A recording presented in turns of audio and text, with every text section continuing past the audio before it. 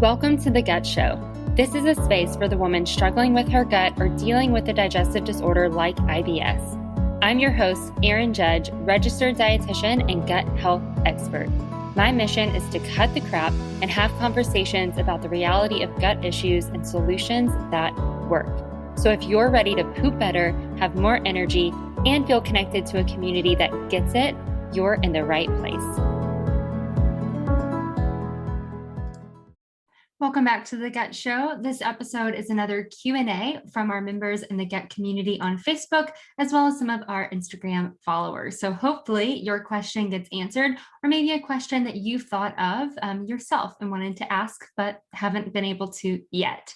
So the way this is going to work is I'm going to just read off the question, and then I'll have a conversation around the answer.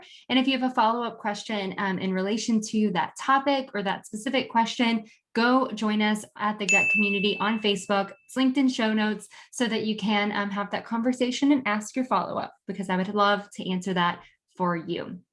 So the first question is it possible to do high intensity exercise like running again without a flare? So as you may know, or maybe you don't, high intensity exercise can cause a stress response in the body and can actually trigger IBS symptoms. And this can happen in the moment where the exercise itself will trigger the symptom that day. It may also be something that over time increases the level of cortisol in the body and can trigger a response ongoing or down the road, or kind of an underlying response. So what we typically do whenever we're looking at managing IBS is we typically bring intensity of exercise down, and then we try to tailor that to each person based on their preferences, as well as how their body reacts. So remember that all of our bodies are very unique, and our IBS is also very unique. So those with constipation predominant typically handle higher intensity exercise a little bit better than those with diarrhea predominant. And then the level of intensity that you're going to be able to tolerate is going to vary based on your fitness levels and how your body responds to the stress that is put on it. There's no clear definition between what's high intensity or what's low intensity. It really depends on how your body responds in the moment, which can depend on a lot of different factors, not just your fitness level, but it can also depend on your fitness level. So a lot of people who are dealing with IBS, especially IBS with the diarrhea predominance, are going to decrease some of that intensity. And for many runners, that means decreasing their running. And so this specific question, it's around running, but this can apply to all types of intense exercise, not just running. So whenever we're dealing with that decrease, just like what we do with food, where if we eliminate something, we want to actually challenge it back and find a tolerance level, if we can, in order to include that thing, that food, that activity, that thing that you really want in your life in a way that's manageable. And then we're able to hopefully increase that in time as the gut allows and is able. So with exercise, it's the same way, where if you eliminate an exercise or you bring your intensity way down, and what you want is to increase that again, challenge small bits of that exercise and see how your body truly responds. See if there's a tolerance level, maybe a mashup of high intensity and low intensity together, maybe the combination of breath work added into the high intensity, and play around with different options to see what works where you are now, and then come back and continue to evaluate as you move forward, and especially as your gut improves in time. There's no one size fits all answer when it comes to what that tolerance level will be, and if that tolerance level will get to the point that you want it to be. So maybe for some people, they get to the point where they can run a marathon like they wanted to. For others, it might not look like that. It may be, stopped at running just, short bits at a time, mixed with walking and breath work and slowing down and letting the body cool back down. So it really depends on the person.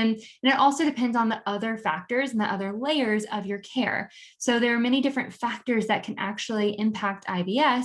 And so if you're only focused on the exercise, just like we see with food, and you're restricting certain exercise, there may be some other components that can come in and help support your body so that then the exercise can fit in more.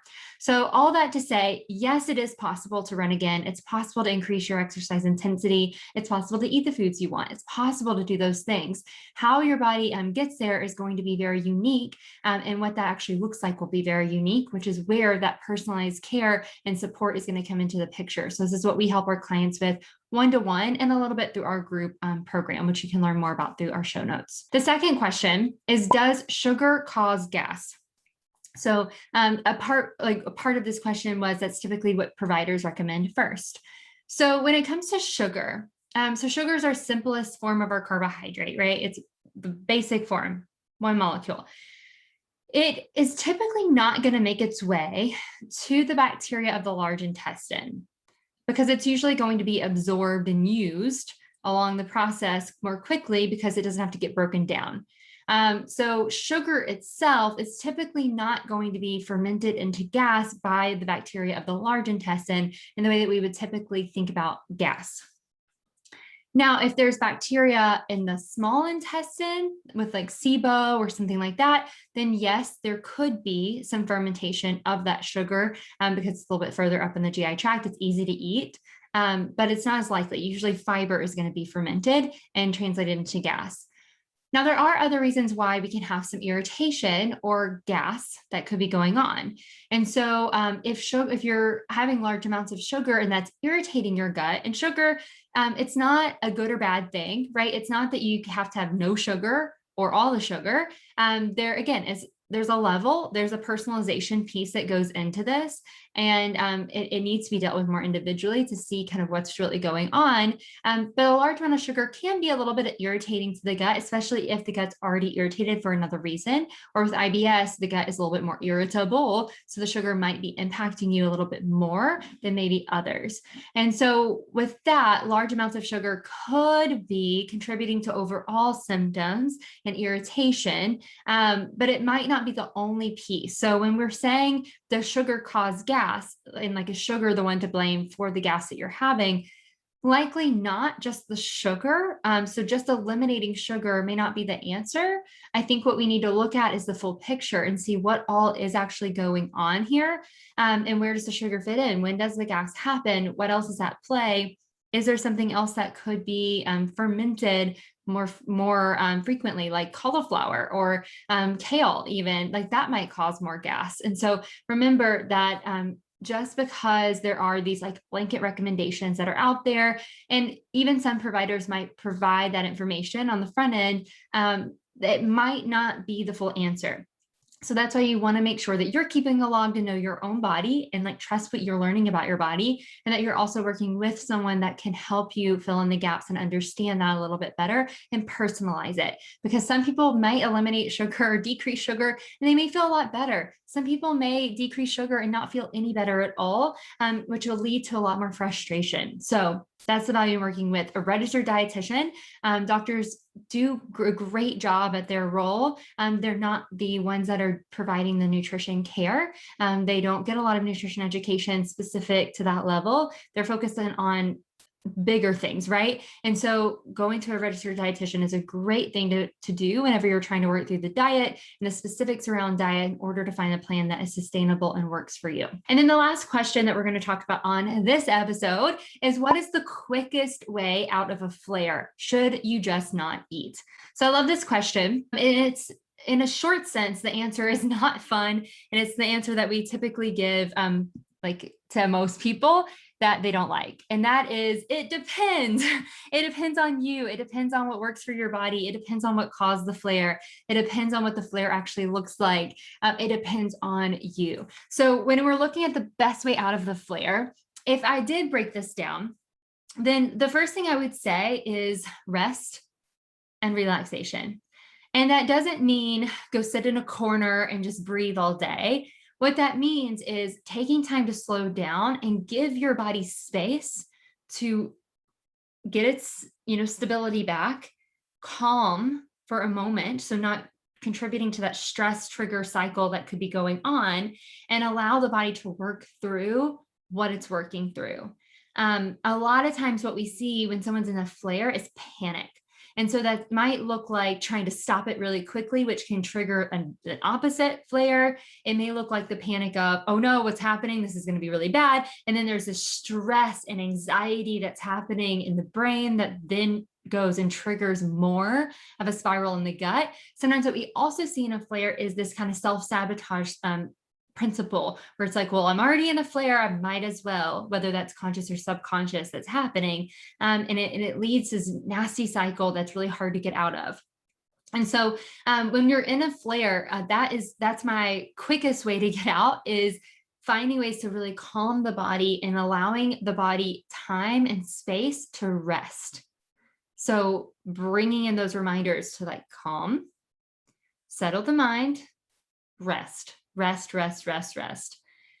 Now, not everyone is going to respond specifically to that strategy.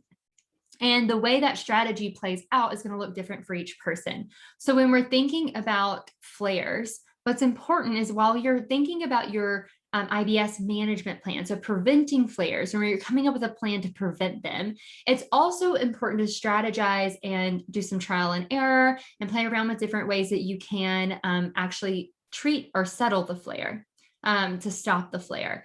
And so you're going to have a preventative plan, and you're also going to have a flare plan that you use and you know works for you. So that's actually a benefit that we talk about with our clients early on in our programs when they are having flares, or if there's a flare that's induced by something out of their control, like hormone changes, the stress, external stressors, things like that, that it's out of their control and they're in a flare. And so it's a great opportunity to try using some of these different strategies that we know might help based on their symptoms and what might be going on with the flare, whether it's gut brain or, increased like cramping or spasms or something like that. We're able to kind of create a plan through that trial and error to find what works for them. And so when you have a flare plan, then you're going to have your own personalized, like I always say, get it on your phone in a note, have your own personalized plan in place that you can go to, and that's your quickest way out of a flare. The temptation sometimes is, the second part of this question is, should you just not eat? And the answer is no, not really. So there could be, the lower quantity of meals, like eating a little bit lower portions, eating easy to digest foods like broth, soups, like pureed foods, cooked down foods, things like that, plain foods. A lot of people do respond well to that, and there is something to that. And it might look like you don't eat as much, or maybe there's one meal that you don't eat, right? Maybe there is a meal that you skip because you don't feel well, your gut is very volatile and things are moving way too quickly, or just you're in a lot of pain, and that's understandable. When you wait, try to like deprive yourself or starve yourself until your body is completely settled. That starvation mode, or the skipping meals and not eating, can actually contribute to more symptoms and can actually contribute to the flare. So just not eating is not a great plan. And if that's the cycle that you're stuck in of, trying to prevent, not really sure what to do in a flare, not eating, and then, self-sabotaging maybe in that, and then back into the flare, that's a cycle that's very hard to get out of when you're on your own, because you don't have those strategies that you can use. And so you can feel a little bit lost and overwhelmed and just covered by that. And I get that. And so that would be the value, again, working with a trained professional, going through a flare plan, talking about what to do specific to symptoms in flares, how to actually prevent them, what those strategies look like, how to adjust when you're in a flare, because that's a big one, is that things that work for you when you're not in a flare may not work as well for you when you're in a flare. Coffee is a great example, where you might drink coffee every day and be fine. When you're in a flare, your gut might be a little bit more vulnerable to that, and the coffee might then trigger some symptoms. So it's good to know those different layers and have that toolbox in your mind that you can pull from. That's the stuff that we teach in our Master Method group program, as well as with our one-to-one clients. So it's something we do, something you'll also be able to find through other trained IBS professionals. And that's a great question to ask, like your providers, especially whenever you're trying to find new providers. Ask them those questions, like, do you provide kind of a scope of information that I can use during a flare, before a flare, after a flare, to take care of my gut through these different situations that might be in my control as well as out of my control, because it's important to have those different layers ready. Skipping meals is one that is very nuanced, and there's a lot to this.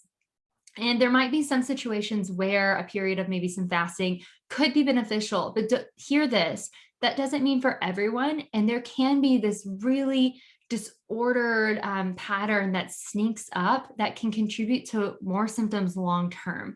So remember that some things may work in the short term and may be a quick fix, but they may not actually benefit you in the long term. And so that's why it's so important to get really good support and get really good guidance so that you're looking at the long term as well as the short term. And you're able to see that full picture when you're making those decisions and those choices for yourself, because you know how it'll impact you specifically and what that will actually look like in the long run. So I hope that was helpful answering those quick few questions, very short and sweet. So I'd love to finish this conversation. Join me in the gut community over on Facebook. If you're listening to this in real time, awesome. Come on. If you're listening to this later, if it's delayed, still come into the community. We are there and we are still there to answer your questions and continue the conversation. So bring it up again. We would love to hear from you and be able to get to know you better. So I see you, I hear you, I'm with you. I love getting to know you and can't wait to get to know you more. So I'll see you in the community and then here on the next episode. Do you like what you heard? Leave us a review. Do you want to connect with others in this community? Join our Facebook group, The Gut Community, or follow us on Instagram. All links can be found in show notes. Thank you for listening, and we will see you next time on The Gut Show.